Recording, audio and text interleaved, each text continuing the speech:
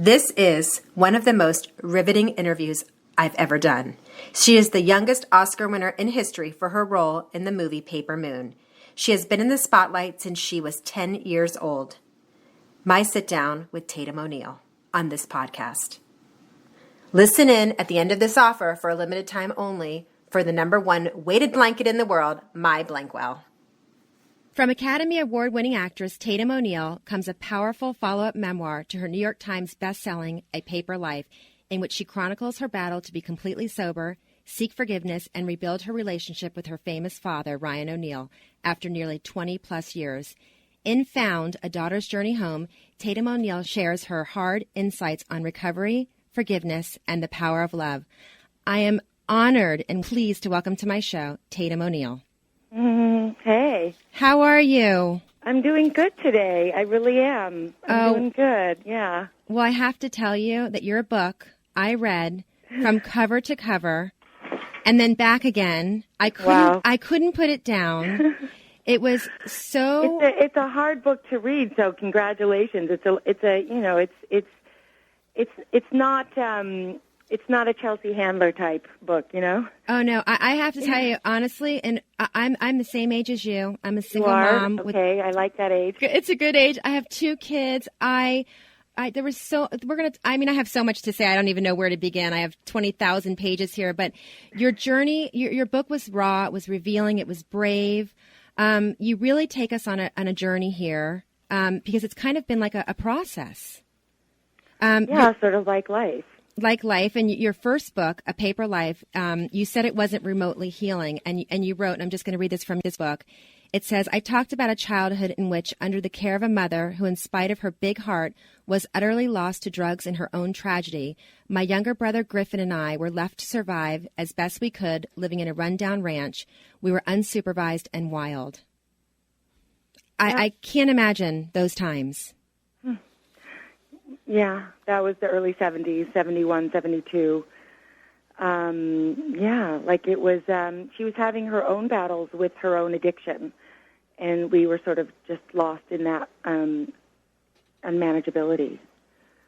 It must have been a terrible time. How did you pick yourself up after all you went through? Was there like some kind of moment? Was there something that happened, or did it just happen?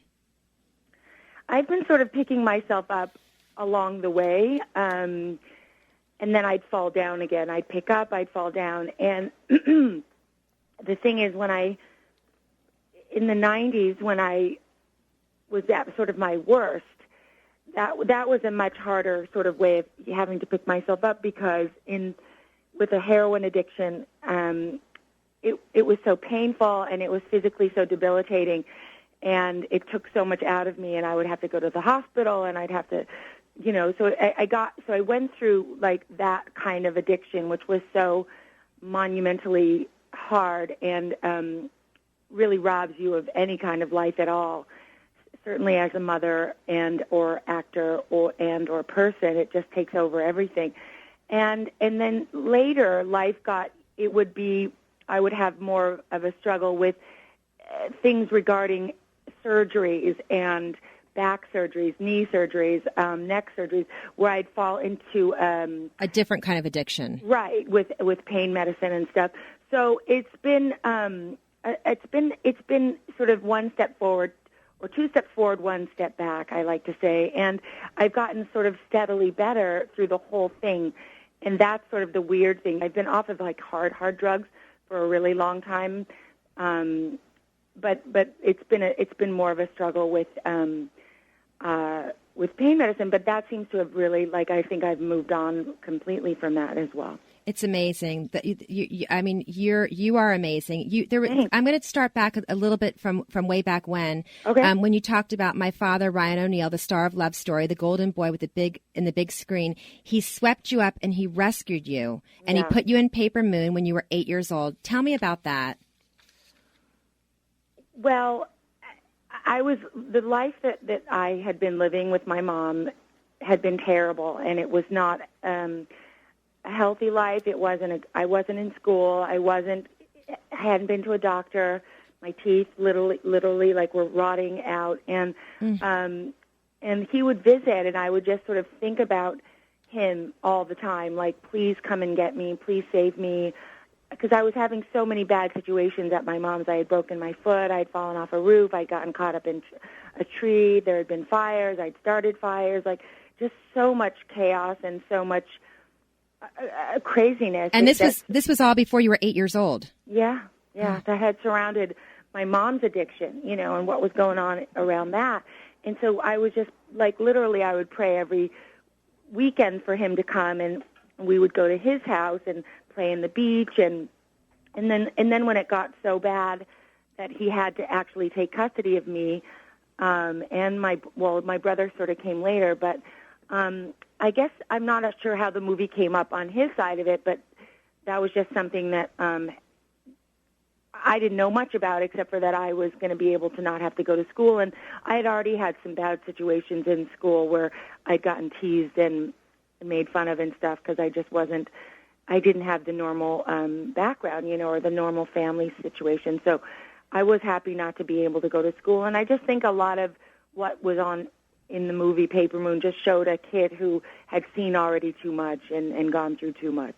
It's amazing. And you talk about those times. They seem like they were such happy times for you. You talk about being arm in arm with your dad and going everywhere with him, and that was such a great period in your life. Was it really? Yes, yeah. For me, he seemed to be all I ever needed or wanted. My problems with him happened when I started to hit puberty, and he started to change and not be able to kind of handle the newer person that I was becoming. But those times were very happy and very contented. I was, it seemed saved, and then also had this sort of weird public thing happen, which was gonna be that would have been hard on any kid's psyche from from a healthy, solid family or not, just to have that much success at such an early age. Well, you also write that by 8 years old, you were earning your own money. By 11, you were the highest paid child actor, earning $350,000 for Bad News Bears, one of my favorite movies. And by 15, you had your own credit cards. I mean, that's not a normal life. No, nothing I've gone through is normal at all, for sure. I can't say any of it's normal. And sometimes I ask my dear friends and the people closest to me, I say, how did I turn out like so normal? Because, for sure, like everything was done in a very different way than anybody I know, really, in the world. I've never really met anybody except for, like Mackenzie, who's gone through some similar-ish types of situations and grew up in the 70s in Hollywood and had sort of the same kind of adult stuff happening to her, but in a different way. Right. If you just tuned in, I'm talking to Academy Award winner Tatum O'Neal about her new book, Found, A Daughter's Journey Home. You said on page 78 that at that time, and I don't know if it's still true, but Cher was your idol. I love Cher, and I'm a fan of hers. She's not my idol anymore. Is there someone? My idols are now like Oprah and Mrs. Obama, and I have different idols. But in those days, yeah. Like for me, if you had glamour, I was just obsessed, and I don't know why that is. Like you'd have to have somebody psychoanalyze me because those were the only women that really my dad had around. Right. So I think that I understood that to be what the best type of women was.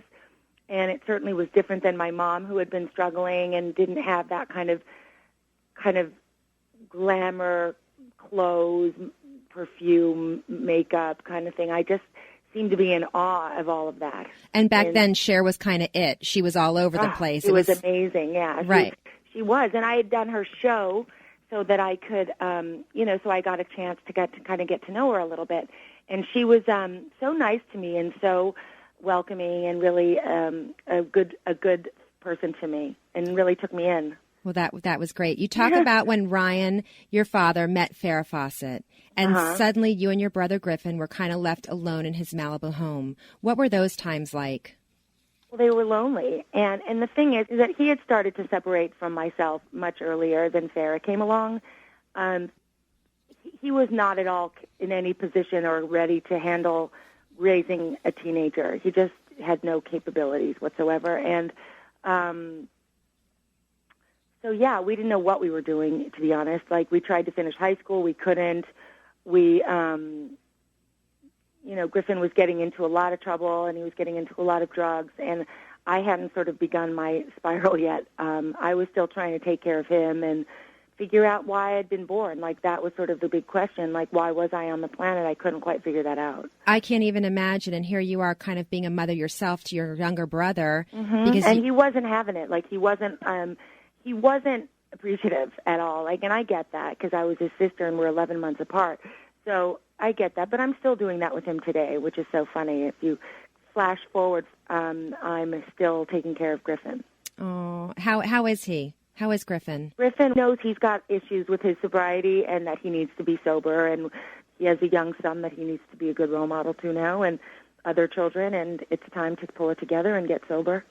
Well, and to move out of the past and get into the present and get out of yesterday, Exactly, which is what you're doing and what you have done. Which is what I've been doing for a long time, actually. Right. It took writing A Paper Life to kind of get it out, and just get it off of me. Like, all of the stuff that had happened to me was just so traumatic and so much for any one person.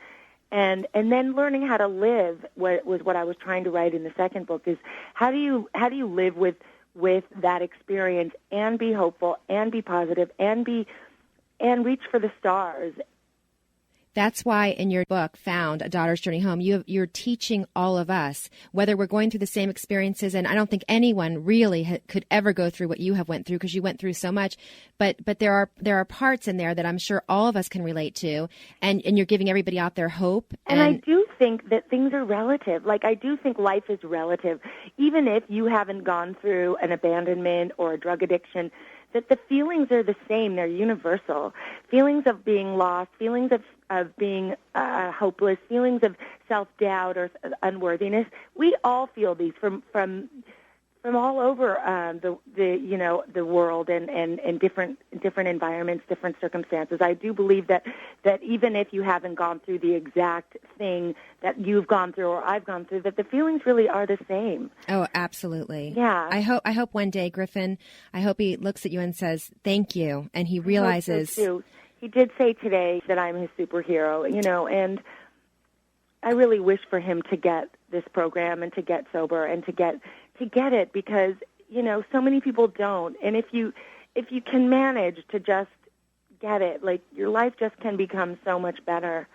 Really, it's incredible, and he could be such a role model to others as well. Absolutely. Well, tell him we're all rooting for him. I too. will. And he's talented, and he's funny, and he's handsome, and he's gone through the same type of things, but hasn't had the celebrity or the sobriety to kind of get it out there. So, and I did say to him, Griffin, you're very similar to Redmond in that you've been just a drug addict. You just have a different way of, you've got a quicker, repartee. So people think, oh, he's just really smart.